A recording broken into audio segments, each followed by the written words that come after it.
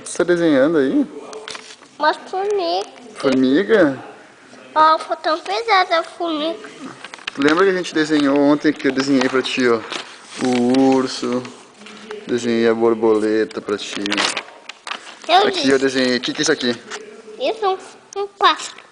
E esse? Não sei, não. Lembra desse? Peixe.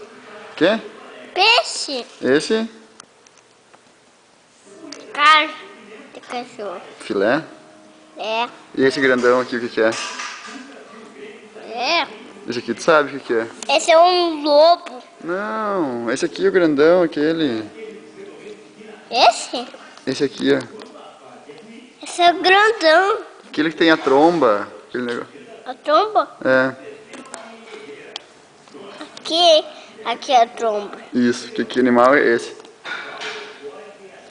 Um cara caminhando com uma padrona. É o E? Esse é um desenho greco.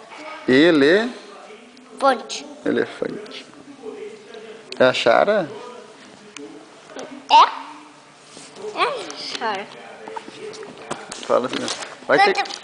Fala assim, vai te catar, Gabi. Vai ter que cantar, Gabi. De novo. Vai ter que cantar, Gabi.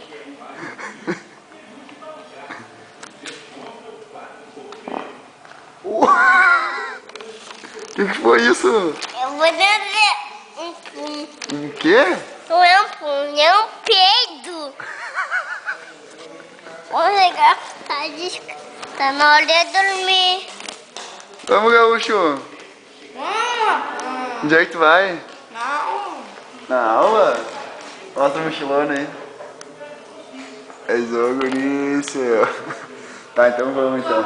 Tchau, Lulu. Nós estamos indo. Eu também tô indo. Onde é que tu vai? Eu vou na escola também. Tchau, Tu vai na escola também? Tchau, Lulu. Tem que ir. Eu também. Não, tu fica. Não, vou ir também. Tu vai aonde? Na escola levar o P também.